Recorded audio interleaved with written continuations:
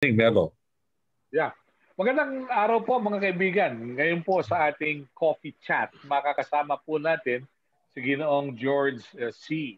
Siya po ay isang mangangalakal na Filipino-Chinese at isa po sa nangangasiwa. Siya po yung convener ng Integrated Development and Studies Institute. Studies Institute. Actually, it's Integrated Development Studies Institute or IDSI. Kasama rin natin si Ginoong Austin Ong. Magandang araw po sa ating lahat and I hope everything is just fine. Now, let me ask George how he looks at the year of the ox. How is it? From a Chinese perspective, do we see progress in the Philippines despite the odds that we're in today?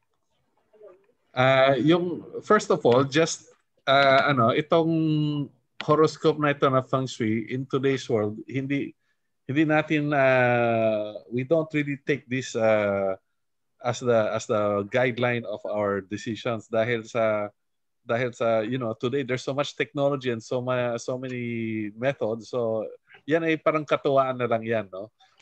Last year, although sinasabi sa beginning of the year that the year of the rat was supposed to be a good year, actually sa tunay na horoscope ng Chinese ay metal rat siya, so it's a special kind of rat. From the beginning we knew that it is going to be a difficult year, no, overall, kasi a metal rat, unlike a normal rat year, is a problem. Ox is supposed to be a steady year and it's looking that way because if we're looking at tinitingnan natin yung mga statistics ng mga benta sa January at February, ang kinalalabasan niyan ay ang ginawa nating research ay versus November last year, kasi November is stronger than December but November is stronger also than the middle of the year. This January and February is already stronger than November. Kaya maaari nating sabihin ay gumaganda na ang ating trajectory, no? And Mm-hmm. also there are different aspects. So sabihin natin for instance yun sa property ay humihina ang property in the city dahil sa maraming reduction sa restaurant, mga retail stores, ganyan. So, yung mga rentals also by the professionals ay umaalis sila, pupunta sila ng probinsya or elsewhere. So, bumababa lahat ng mga rentas. So, in this sense, nagiging mas mahina but the sales are improving. Hopefully, pag dumating yung vaccine, tuloy-tuloy ang pag-akyat. Kasi pagka sa tingin natin, pag hindi tuloy-tuloy ito, humina pa yung real estate, marami pang magsasarang kumpanya, maaring we might really go into a recession and mag-dip ulit yung negosyo from Mm-hmm. the recovery. Yeah. Yung nakalipas na report on inflation at yung pag-contract ng ekonomiya, hindi pa kaya ito senyales ng recession in the Philippines? Pag normally yung inflation is not an indication of recession dahil dalawa ang dahilan ng inflation eh. Yung isa ay napakalakas ng negosyo, maraming bumibili kaya they bid up the prices, which is not the current case, no? Yung isang reason for inflation is a reduction in supply, no? So there are problems with the supply situation ngayon, hindi dahil nag-improve ang negosyo. Number one, for instance, yung agriculture and swine, especially pork, no, and certain foods, umaakit dahil sa yung swine flu and ang production natin bumababa, no? Pangalawa, yung mga construction material at mga basic materials, including nickel, and some of our Philippine exports are going up because the demand in China is so strong because they are recovering already. They have recovered Mm-hmm. and they're growing strongly. So, ang pag-consumption ng itong mga cement, materials, ganyan, tayo may builds inside China. They also have a massive build program dahil they're building railways all around the country. So, ito ay nagpapataas ng presyo around the world, no? So, Mm-hmm. in our case ngayon, we have to balance itong pagtaas ng presyo, kailangan natin makontrol ng konti. In fact, it is already somewhat controlled at umaakyat pa dahil sa yung US dollar, yung Philippine peso, from 52 pesos naging 48 pesos dahil so napakalakas ng peso ngayon against the US dollar. But still, these prices have been going up. So there's an indication we need to have new supply sources. Yeah. Okay. You mentioned the peso dollar exchange rate.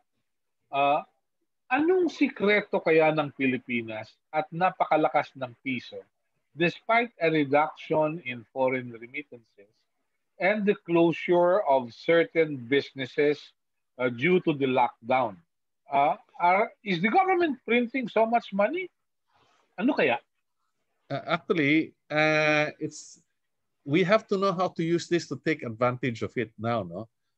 Pero it's not really good news. This is not the situation where the demand in the Philippines is so strong that the peso is increasing in value. In fact, yung mga foreign investments by the Western countries have been flowing out of the country. They're taking it out of the stock market. They're taking it out of the property market.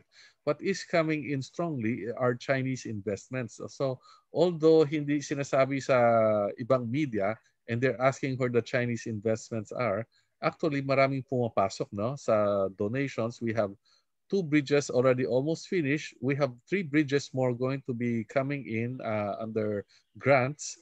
And then there are billions of pesos. There's just another half a billion renminbi, about 3.5 billion pesos that came in. And there's more, no? The reason the peso is strengthening is because our imports have been very weak because people are not investing on the raw materials or the materials for consumption. So, uh, ang magandang part of the story na dapat gamitin rin natin, we have to know how to use, ay itong mga remittance ng OFW. The year before 2019, we had about $32 billion. The DOF expected it to drop to 26, but the funny thing is it did not drop that much. It held on almost even, konti lang ang drop. So what came in was about $31 billion. So itong period na ito that we are happy, of course, that the money came in. We don't know why this is so. Some people think that some of it might have been retirement pay. So hindi bumaba. Dapat huwag natin gamitin puro sa consumption. Humanap tayo ng paraan to start businesses, but not just any business. It has to be the new type of business, no? So marami rin ang magandang puntos dito dahil sa DTI is saying that more than 800,000 newly registered businesses. Of course, these newly registered businesses are all mostly small, whereas the ones that closed and left are mostly medium business. Yung big Okay. business, maganda pa rin siya. Yung small business, they just close it. There's no declaration. The medium Yeah. businesses are what we see close. So all these restaurants, stores, small factories, manufacturing, these tourism areas, Yeah. hopefully mabalik to, no? Yeah. This morning dun sa ginawa nating tapatan sa Aristocrat Virtual Edition, nabanggit ni June Ortiz Luis na almost 50% ng micro industries, small industries, which employ 99% of the workers opted to close. Sabi, yung lockdown talagang papatay ng negosyo. From your end, how do you look at it? Was it too high a price we paid due to the longest and strict lockdowns we had? It's hard to say too high a price because right now, tayo ang pinaka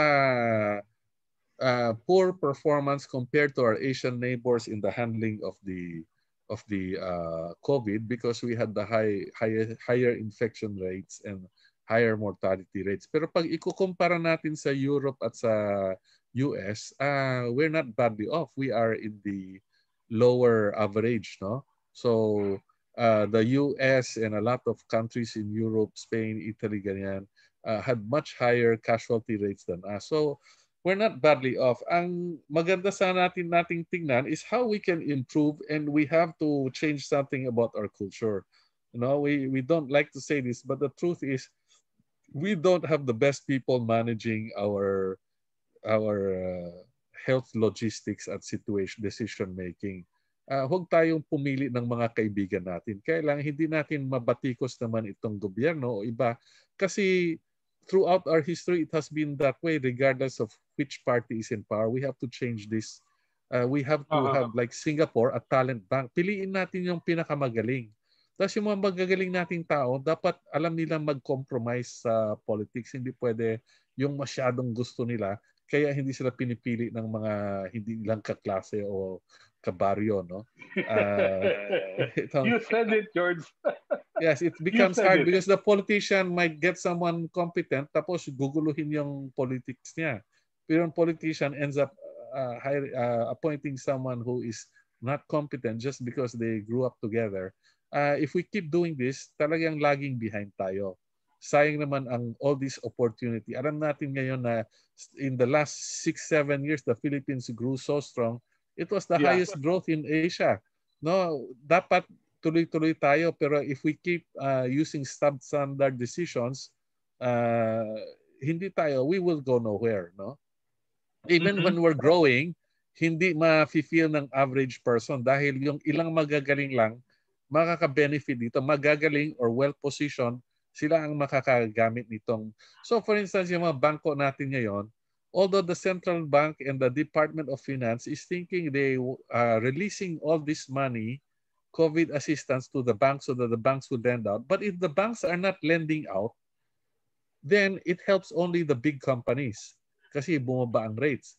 Pero yung mga average people also have to know that if they are lent the money, they cannot spend them for baptisms and parties and good time and not pay the banker kaya hindi sila hindi sila na papabigyan ng loan, no? So it's a cycle that we have to break. Yeah. Can we break the cycle? With the help of you, Melo, with your help in our education, yeah, we need to inspire people and we have to keep repeating because even in our own experience, talagang yung if we lend people the money, we advance or we assist, madalas na pupunta sa hindi tamang lugar eh. So, for Yeah. instance, yung mga OFW, we are in real estate, no? Nakikita namin many of the buyers, the OFW is working hard abroad, pinapadalang pera, yung pera hindi napupunta sa amortization ng eskwela o ng bahay. Napupunta sa mga iba-ibang na bumibili You ng know, Nike. uh, may nakausap akong isang school administrator. Sabi niya, you'll be surprised, meron kaming mga anak ng OFW. Ito BC era, before COVID. Sabi niya, hindi nakakabayad ng tuition kahit na merong pera mula sa magulang na nasa abroad. Dahilan sa yung mga nag-aalaga, ginagastos yung pera doon muna sa sariling pamilya bago doon sa kanilang inaalagaan. Isa yon. Meron naman nagugumon din sa sugal. Pangatlo, Sugal. Pero ang sabi, pinakamalaki sa girlfriend o boyfriend. ayan ang problema. Hindi naman siguro kailangan magpasa tayo Uh, ng legislation diyan, ano? pero yan lover in the Filipino. That is the Talagang love problem. is so Oo. Well, we'd like to greet our audience from Ozami City, from Legazpi City, na nanonood sa atin sa ating coffee chat. Now, let me ask you, you're familiar with the business climate. Uh, Anong nakikita mo doon sa relasyon ng Pilipinas at China at relasyon ng Pilipinas at Estados Unidos at relasyon ng Pilipinas sa European Union? Because everything boils down to trade. Ano ang nakikita mo, George? our relationship with the US, we still have a very big trade relation with the US. Only recently na-surpass ng our relationship with overall relationship with China. And we have for the last few years, we had growing exports with the EU as well. So all of these are very important to us. No? So we have to maintain all these relations. There's no advantage in favoring one against the other. We must not be anti-China. We must not be for China. We have to be for the Filipino. We must not be anti-US or for. We have to be for reality do. So ibig sabihin, kung ano ang kinakailangan ng merkado, yan ang dapat nating i-provide. And the Philippines has a lot of this. And the pandemic has hurt the Philippines a lot because the Philippines was on a great growth rate on the tourism front.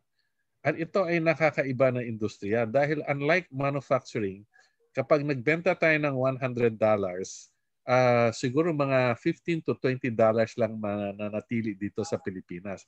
Whereas kung sa tourism, sa $100 expenditure, siguro mga $70 ang mananatili dito sa Pilipinas. So tsaka ito isang industriya na nagbibigay ng employment sa maski sari-sari store, maski na maliit na bahay ka lang, mapapaupa mo, yung anak mo nag-aral, pwede maging tourist guide, etc. No? So it benefits everybody down to the ground, and we have to cultivate this and other. Yung services rin natin, yung BPO ngayon, nagkakaroon na ng artificial intelligence. Dapat maghanda na tayo, i-upgrade na natin to. Learn to use software, learn to, like our today, di ba? Our discussion today is now on Facebook. So Yes. this is the new world eh. So the reach is actually even greater maybe than before. No, potentially even Uh-huh. greater than before. And the small businesses can grow big very fast. As we know, some people just on YouTube have become major players. They're making tens of thousands or hundreds of thousands of dollars a month just on YouTube or on Facebook. So ito ay bagong ekonomiya, bagong mundo. So we cannot blame the past anymore. We can blame the past for its unfairness, pero we have a future that only we can take control of. Dapat talaga pag-aralan natin. And we shouldn't spend all our time on Netflix at YouTube for entertainment. All these instructors, the best in the world, are in YouTube also. So gamitin natin tong panahon na ito. Aha. Okay, nabanggit mo yung Netflix. May kalaban na rin yung Netflix, yung Amazon Prime Movie. Kaya Tsaka kaya yung marami rin tayong yung mga Disney kababayan. also. Nako, Disney, papasok na yun rin. ang So, ang dami. talaga. Oh, pero katulad niyan, bago ang presidente ng Estados Unidos, si Ginoong Joe Biden, iba yung takbo ng kalakaran ni Pangulong Donald Trump until January 19, 2021. Merong hostilities with China. Merong mga produkto at iba pa na pinagbabawal na magkaroon ng access sa merkado ng Estados Unidos. Do you think there will be a significant change under a new leadership in the United States? And how do we stand to benefit from this, being a trader of sorts with both countries? Yung maraming nagsasabi, we still have to see the actions. Maraming nagsasabi na si Biden will be more reasonable. No? He will be more predictable dahil si Trump, lahat ng mga pinapasukan niyang agreement ay binubuwag niya. He breaks all the agreements, the trade, technology, everything he breaks. Biden, we know by historically ang personality niya hindi naman ganun, no? So we can rely on less volatility. Pero ang direction niya, ang in-announce niyang direction at mga actions ngayon nagpapakita na nag-encourage pa rin siya ng mga alliance. He's building an alliance. He wants to build an alliance with Europe against China. He wants to build that alliance, strengthening it with Canada, with Australia, and with France to try to surround China. But what we can see is that although they're listening to the US, they're not following as closely as under Trump. No, dahil sa for instance, itong Germany, yung mga allies niya si Germany, South Korea, Japan, na dati ay nagsabi hindi sila gagamit ng Huawei, ngayon are saying they are going to continue to use Huawei na. Although with additional security installed, no? And additional processes. Yung Mexico na right beside him is now going to use Huawei as the #1 provider of telco dahil nakita nila na dati ginagamit nila mga European providers. In the last 10 years, hindi masyadong umasenso yung telco nila, yung mga Wi-Fi nila. And in the last 5 years, pinagawa nila sa Huawei, bumagsak ang presyo ng services provided at dumami ang coverage, gumanda. It became a very good coverage. So based on that, they are. But it is true that, we should not side too much with one because we also don't want to be totally controlled by China, even if it is economically providing a better deal. No, we have to balance everything. Uh, so ang makikita natin, for instance, in this period, China has liberalized finance. Pumasok yung JP Morgan, Goldman Sachs on 100% ownership of company inside China. Retails also is allowed, and the US, China had increased the purchases. Hindi niya na-meet yung deal with Trump. Pero considering na they're supposed to buy $200 billion more of agricultural products, uh, but they, I mean, of products overall, but they have increased the purchase, no, in a pandemic period. Dapat i-consider ng a good intention performance, no, and the U.S. Has slowed down on the attacks on China in terms of the chips, no, the providing of the chips and on providing certain services, but it is continuing to regulate and not allow the free sale of chips to the Chinese. So ito ay magiging very important part of the conflict, Yeah. no? And yung delisting of Chinese companies in the US, they have continued to delist the Chinese companies, but they have slowed down on the delisting of the others. So mukhang nagkakaroon ng mas reasonable. Ang hope natin lahat ay ito ay uh, the world is going to become less conflicted, which means the Philippines will not be continually forced to choose. We can have our choice. But the choice being available ay madalas hindi nakakatulong sa Pilipinas pagka we are making the wrong decisions. You know, I'm of the age, maybe like you, Melo, na yun ba nga tagapakinig natin, karamihan siguro mas nakakabata sa atin, we made decisions before. If you remember, like nung sa Bataan, the biggest investment in the country's history, petrochemicals supposed to come in, did not come in dahil yung Bataan governor decided that he will not allow it to move to Batangas, so he blocked it. So we were delayed by at least 20 years in a petrochemical plant. No? And Really? Yeah. then we have also the Subic bidding. You know, si Li Ka-shing of Hong Kong was going to bring 1/3 or 1/2 of the volume of Hong Kong to the Philippines. No, this is under FBR period. If he won, and he won the bid for the Subic. Pero 2 times he won the bid, each time binalik sa isang kaibigan rin natin na nag-operate ng port, binigay sa kanya. So itong kaibigan natin where maybe the expertise is there but the market ability is not there. So he won the bid, but look at what happened to the shipments from Subic. Walang nangyari dahil hindi niya kayang idala yung mga customer dito. No? So Uh, yan, we would have had you know, 1/2 the, imagine 1/3 or 1/2 the volume of Hong Kong. Pero time na yan ay nakalipas na, no? Because at that time everyone was afraid of the turnover of Hong Kong to China. So maraming uh, issues like that, no? We have to be practical. We have for instance the Fraport Airport, no?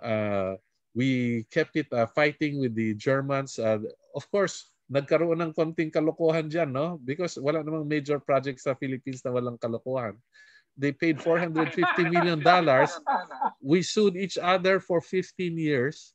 In the end, Duterte paid what? 350 or $400 million, and it got operating. And you see, as soon as we get operating, our tourism practically doubled. We're talking about billions of dollars a year. So uh, if we had settled it earlier for a few $100 million, our tourism would have been billions of dollars more for the last 15 years. No? So there's a sense of right and wrong, but we have to balance it with what's practical also. No? okay. Very good, very good. Magandang insight yon. Pero isang problema, I have to ask you this because you're into the business as well. You're promoting indigenous products, right? Have you received any support from government in your research and development ventures? Wala tayong na-receive na support tayo, no? But I know that there are areas that are being given support, but I think, again, it boils down to the decision system. So the government is now, for instance, kami, we are selling coconut-based products for cosmetics and for malunggay. So that's doing well. Yeah. We're able to sell now to Middle East, Africa, UK. And these are areas of end products. The government has been trying to help the farming end of it. No? So Yeah. some areas they are able to help, pero how long and how sustainable is that help? No, because Okay. we have to look at the trends. For instance, I think they are starting to give some assistance to the rice farmers. No, but Uh-huh. we have to see how long they're going to remain rice farmers or the assistance of tens of billions in irrigation. And sinabi ni Duterte, dati may babayarin sila, ngayon libre na lahat. Pero how long are these people going to be farming? Because many of them are abandoning the farms because the average farmer's age is now 60 years old. And the children, none of them want to do farming. Very, very few of them want to do farming. They're going to university. We now, under the Duterte administration, we have universal free education. No, Yeah. they're studying. They see what they can do on the internet. They look at see so many opportunities. Very few people want to go back to farming. So is it practical for us to be pouring this amount of money? Or if we're pouring this amount of money, maybe it should be structured in a way na they can see the productivity rise more quickly, more immediately, no? Uh, Than just giving them the access to water or giving them access to some credit is one of many factors lang. So maybe they feel that the chances of success are not that high, no? For most of them. There's some very successful farmers. We've seen that some rice farmers that are using hybrid rice and using it the right way have tripled or quadrupled their output. income. So Yeah. but this is the minority kasi yung marami nakausap natin, hindi nila alam paano gamitin. So let's say they're supposed to water it at this time of the morning and they don't. They water it. The farmers are not waking up as early as before. They water at 10. And so there's not enough water, natutuyo rin yung ano. O Uh-huh. minsan kung nagkaroon ng bagyo, dahil sa itong hybrid rice is 4 to 5 times the amount of seeds per plant, nagiging mabigat. Kung nagkaroon ng bagyo, nababali at nahuhulog kaagad yung mga butil. So they have to know where it applies and where it doesn't apply. So we have to combine science and technology, and science of skill Okay. also. So may hope dito, pero baka to the average person, maybe if they learn technology, it's more useful for them, Yeah. no, in Okay. their mind, because instead of making 50,000 a hectare twice a year, and baka malugi sila and they have to pay the 5-6, they'd rather go and get employed at 30,000, 40,000 a year in technology every Uh-huh. month. Sigurado. So, yan ang iniisip ng mga bata. We cannot blame them. But what do Yeah. we do about our agriculture program? Kailangan mas integrated ang planning natin. We have to see if the Yeah. people want it. We might want it, but maybe the people don't want it. I can imagine. That is the problem. But have you seen any probable winners in the field of business given the COVID-19 crisis? We heard that digital transactions have increased, food delivery increased, but yung mga katulad ng Grab, bumagsak ng konti na shift sa Grab delivery. Anong pwedeng kalakal ang pwedeng pasukan ng ating mga kababayan ngayon? Uh, kung sabihin natin dito kung ano ang nag-grow sa ibang country, pwedeng tayo rin ang mag-provide sa iba. So ngayon alam natin na yung entertainment, whether it is big corporation like Netflix or individual bloggers or YouTube entertainment providers, we see many of them grow from the tens of thousands into the millions of views.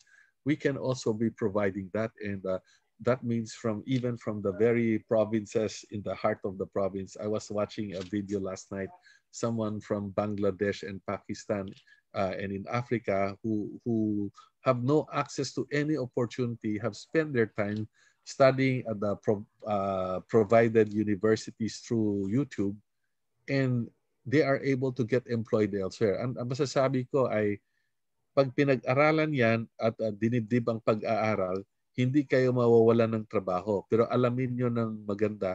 For instance, our company, if you are going to spend the time to do social media marketing or content creation or copywriting well, we have needs for that. Then kami ang mag-hire sa inyo. Pero you have to do Uh, it well. You have to create a program, a calendar of programs. The need is very great because the market is very great. No, with these platforms ngayon, you never have to look at just your own country as the market.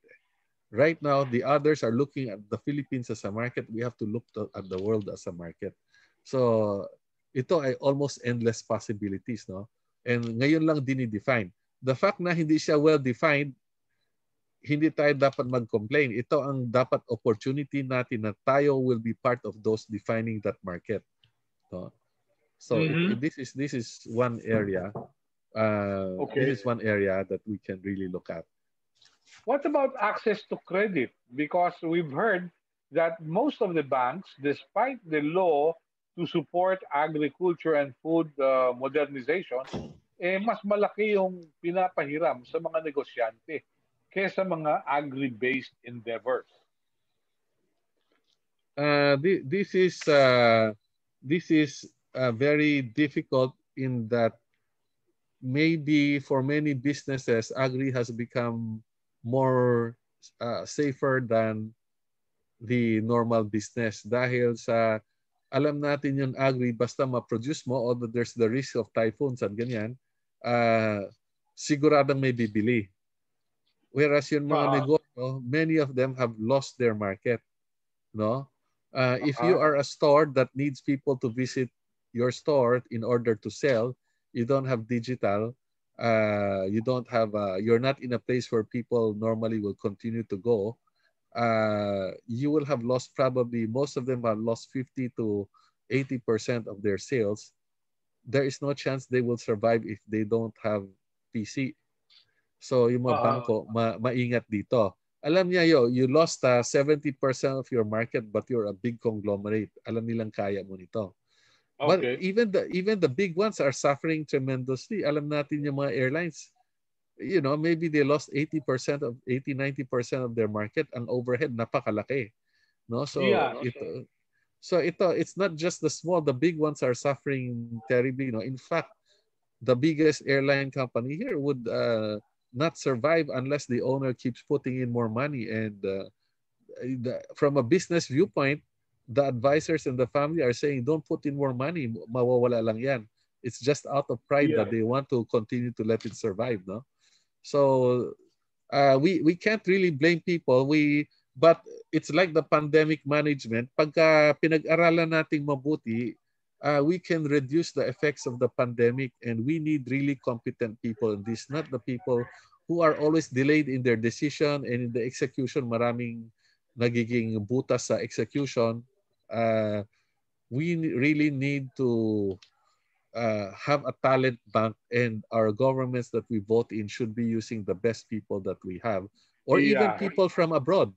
Because many of the countries, they're not just using their nationals, they are hiring the best consultants from abroad. Yeah.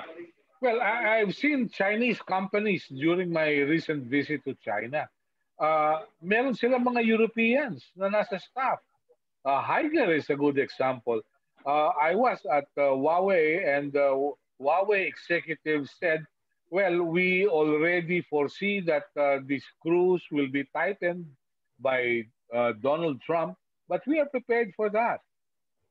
Siguro yung forward-looking talent ng mga lakal would play an important role, as in the Philippines, right?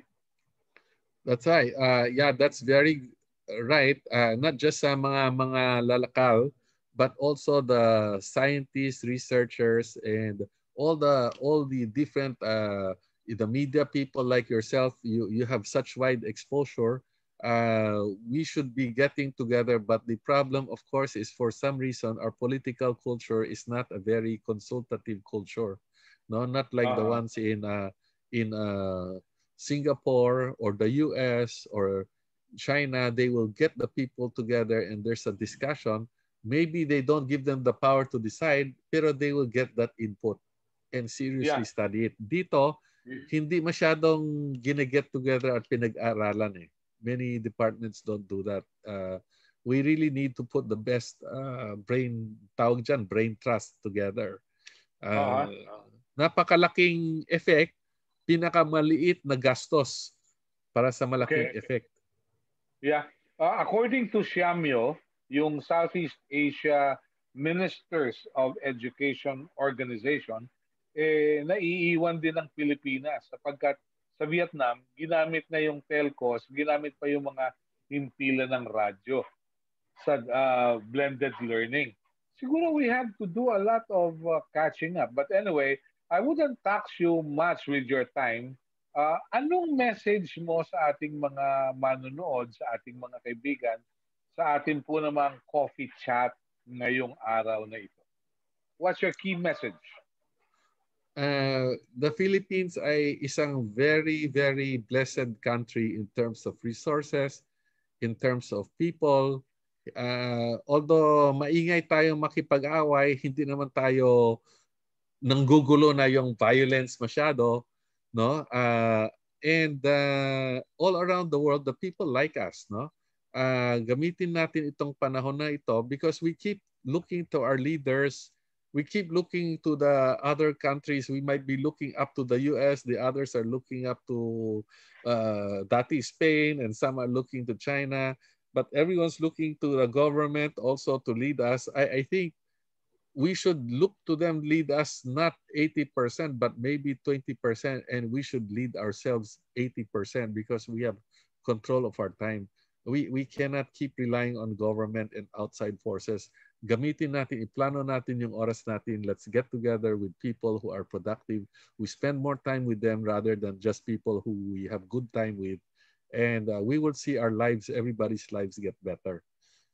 Okay, very well. You know, the challenge for Filipinos is to look for leaders and not to depend on dealers. Because after all, elections are forthcoming and we look forward to a much better condition, more responsible people, more consultative leaders. Thank you very much, Mr. George C., for your time. Siya po ang convener ng Integrated Development Studies Institute. It's a pleasure to have you with Coffee Chat. We look forward to more discussions. Thank you. Have a nice day and Happy New Year of the Ox. Thank you. All the Thank best, you, George. Melo. Salamat Thank at you. Happy New Year din sa ating lahat. God bless you more. Thank you. Thank you. God bless you. Bye-bye.